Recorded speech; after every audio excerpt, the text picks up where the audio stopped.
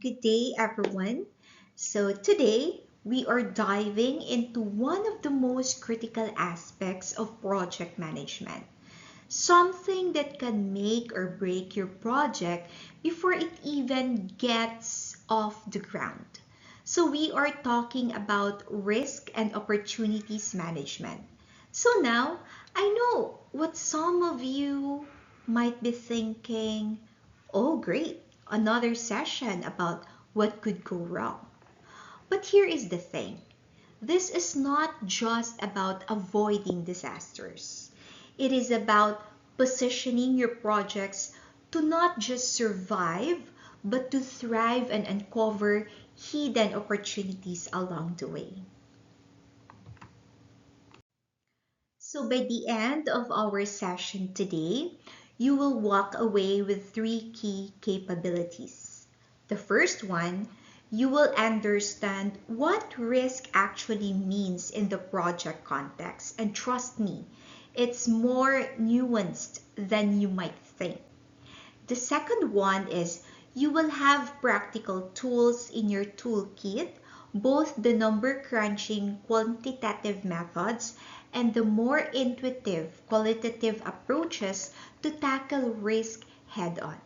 And the third one, this is where it gets interesting.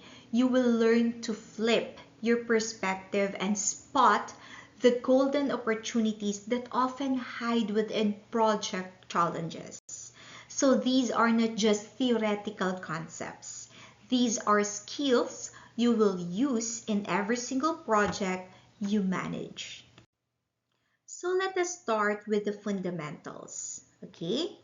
So what exactly is risk? At its core, risk is about uncertainty and impact. Notice I said uncertainty, not certainty. We are dealing with events that might happen, not ones that definitely will. And here is the key insight. Risk has two faces. We have negative impacts, the threats we usually worry about, and the positive impacts, which are opportunities. Now, let me give you a local example. Imagine you are managing the construction of a new mall in Makati during rainy season. So the negative risk, monsoon rains could delay your construction by weeks, pushing costs up. But here is the flip side. That same weather pattern might mean your steel suppliers have excess inventory. They are eager to move at discounted prices. So same uncertain weather event, but it creates both a threat to your timeline and an opportunity for your budget. So that is the dual nature of risk we need to master. So now, let us dig deeper into the characteristics of risk. The first one, risks directly target your project objectives. So they are not random events. They are tied to what you are trying to achieve. They can hit your scope, schedule, costs, or quality. So think about the MRT 7 project here in Metro Manila. So variability is huge. Land acquisition issues might have a 70% chance of causing delays, while earthquakes might only have a 5% chance.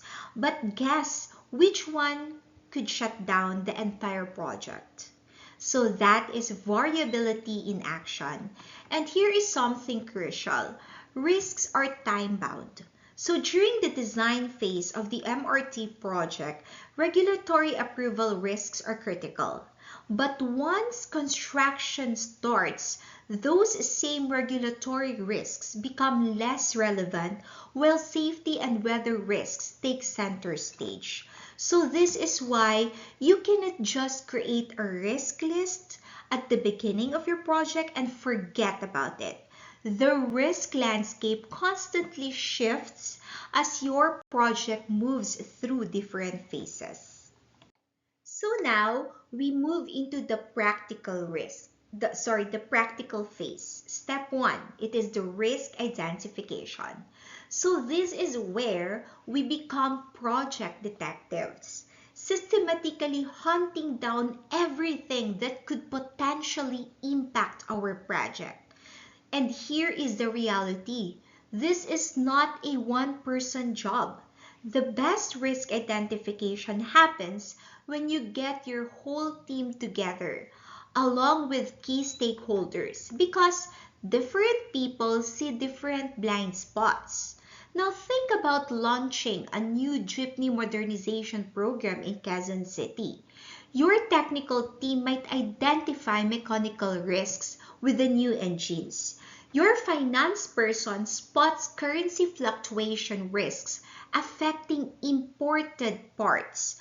But it is the veteran jeepney driver who tells you about the real operational challenge, where passengers will actually wait for these new vehicles versus the traditional ones. So each perspective reveals risks others might miss. So that is why we cast a wide net during identification. So let us break down how we actually identify risks systematically. So step one, start with your project documentation. So this is not just busy work. Your project charter and scope statement are gold mines of potential risks. So pay special attention to the assumptions buried in these documents.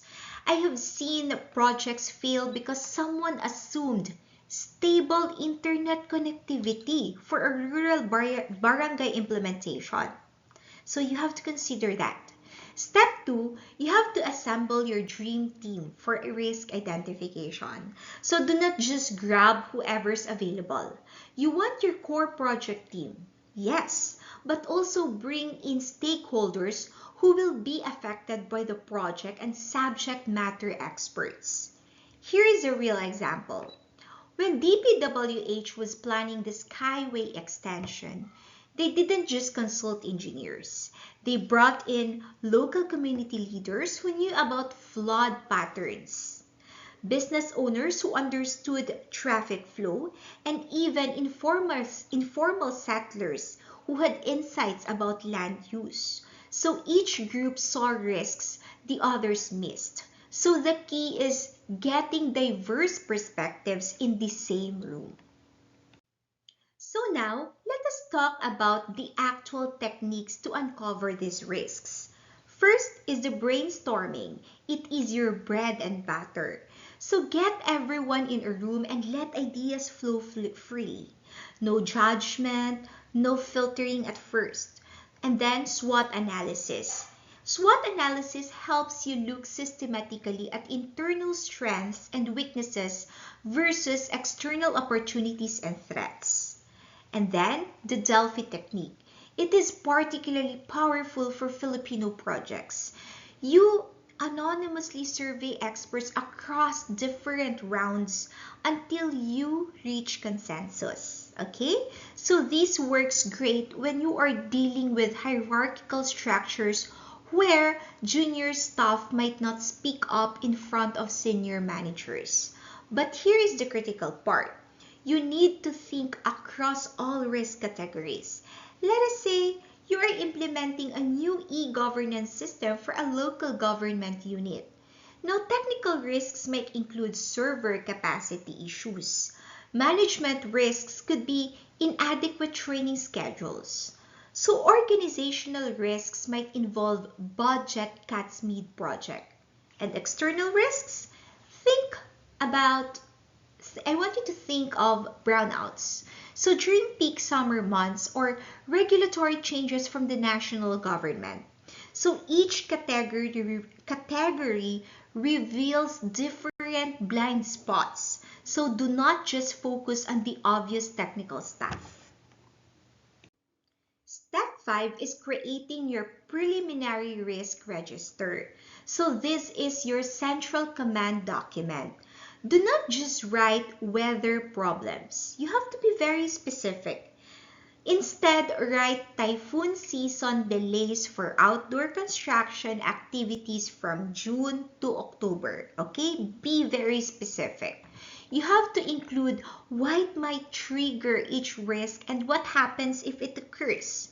So give each risk an a unique ID. You have to trust me. When you are managing 50 plus risks, you'll thank yourself for this organization. Step 6 is often overlooked but incredibly valuable. Individual stakeholder interviews. You have to do that. Here is why this matters. In group brainstorming, people hold back. The barangay captain might not want to mention political risks in front of the contractor. The junior engineer won't question the senior architect's design assumptions publicly. So, for example, okay, a school construction project where group sessions missed a critical risk, okay?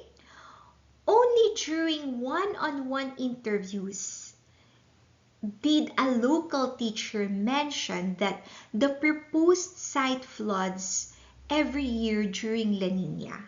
So that single conversation, for example, it saved the project from a costly relocation later. So sometimes the most important insights come from the quietest voices.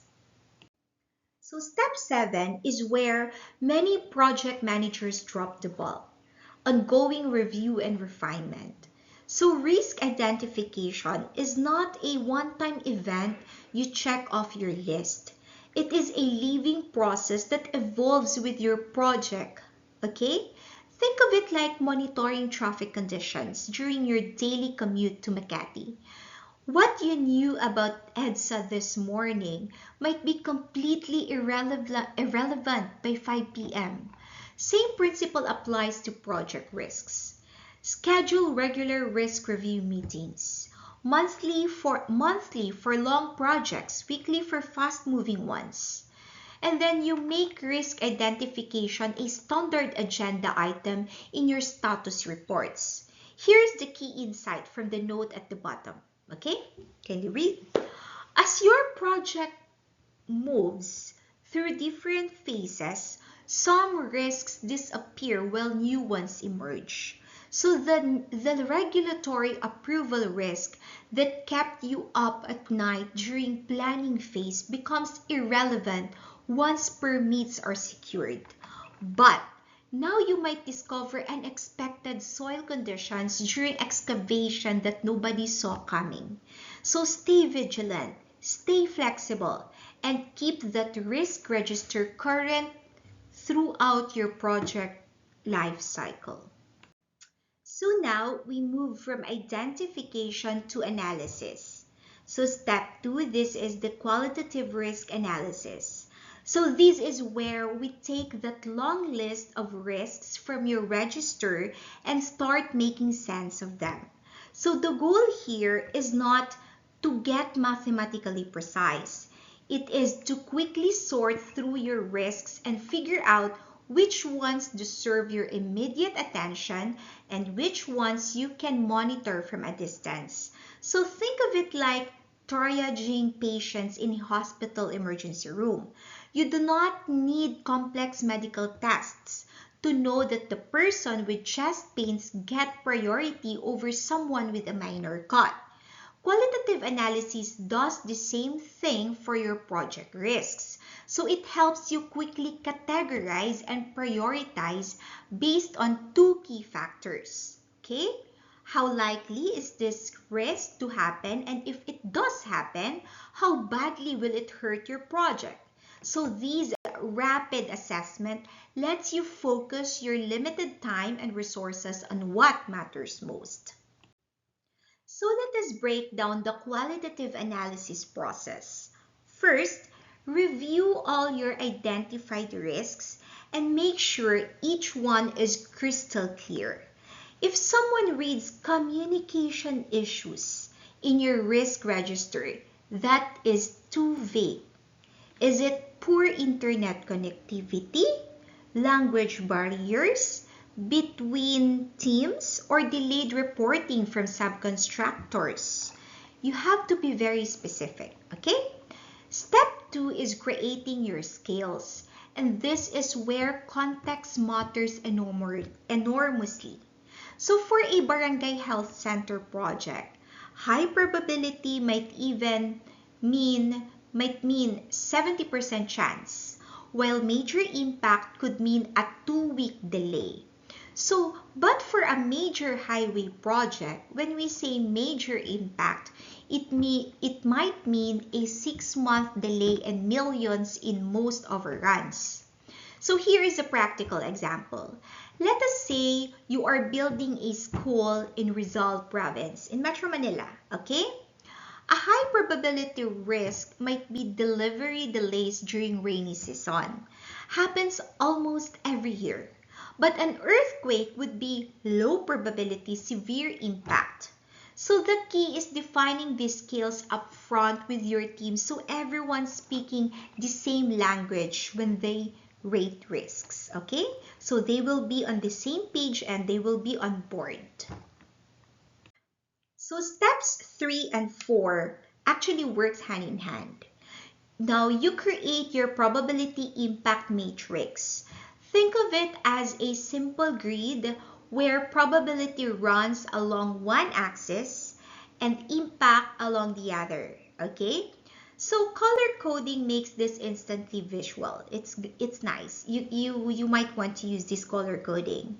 Like your green zones are your low priority risks that you can simply monitor. Your yellow zones might need some attention and planning, and your red zones, so these might be your sleepless nights. So these are your high priority risks that need immediate action plans. So now here is the crucial part in step 4. Do not assess risks in isolation. You get your stakeholders involved in the rating process. Your project engineer might rate soil stability issues as low probability because the geological survey looked good. But the local contractor who's worked in that area for 20 years might know about underground springs that surveys miss. So for a bridge construction project in Laguna, the technical team rated flooding as low impact until the local mayor explained how even minor flooding cuts off the only access road for equipment. So there are different perspectives, okay? So different perspectives reveal different risk levels. So everyone must be on board. So steps 5 and 6, complete your qualitative analysis. So once you have plotted all risks and your matrix, you get a powerful visual snapshot of your project's risk landscape. So this is not just pretty colors, okay? It tells a story about where your attention needs to go. So focus on that red zone, your high probability, high impact risks. So these are your category 1, risks that need immediate response plans. But here is where experience comes in. Do not just blindly follow the matrix. You have to consider other factors like timing and manageability. Now let me give you an example from a recent IT system rollout for a government agency. Okay? So 2 risks both landed in the high priority red zone, and so that is server capacity issues and user training delays. And the matrix treated them equally, but we prioritized server capacity first because it had to be resolved before anything else could move forward. So user training, while critical, could be addressed in parallel with other activities. So that is the art behind the science of risk prioritization. So step 7 brings us full circle.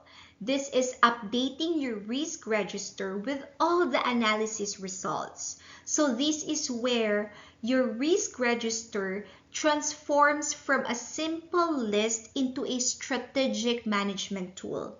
So you have to document not just the probability and impact ratings, but also your reasoning behind them. So here is why the justifications matter. So 6 months from now, when someone questions why you rated vendor delivery delays as high probability, so you need to show your work. Maybe it was based on that vendor's track recording during previous typhoon seasons or their performance on similar projects. So think of a road widening project in Cebu, just for example, okay? You might rate utility relocation delays as high impact, not just because of cost, but because you know PLDT and Meralco coordination historically takes longer than planned in that area, okay? Just for example. So these contextual notes become institutional knowledge that helps future projects. So your updated risk register now becomes a living document that guides decision making throughout your project lifecycle.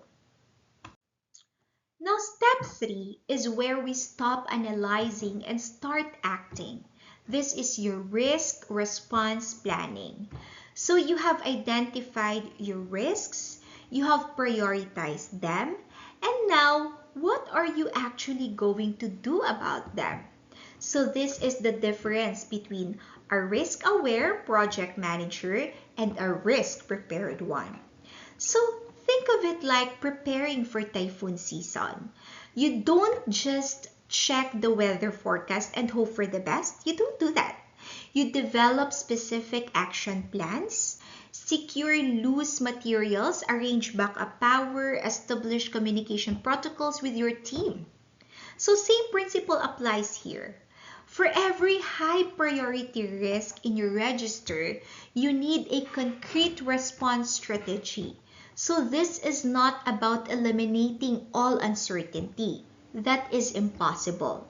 It is about being intentional and proactive in how you will handle risks when they show up. Because here is the reality. Some of your identified risks will definitely occur during your project. And the question is not if, it is when, and how ready you will be to respond effectively. Step 4 shifts our mindset completely. So opportunities management. So this is where we flip the script from defensive to offensive thinking. So most project managers get so focused on what could go wrong that they miss what could go exceptionally right. So opportunities are positive risks, uncertain events that could benefit your project if they occur. So remember our mall construction example? So while everyone worried about monsoon delays, smart project managers also recognized that same weather pattern could create supplier discounts and reduce labor competition from other projects. So here is the key insight here. Opportunities do not just happen by accident. They need to be actively identified, analyzed, and pursued just like threats. So think about the build program.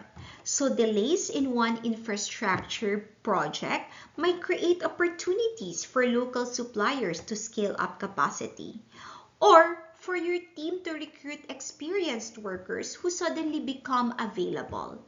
So the most successful project managers are not just risk avoiders, they are opportunity hunters.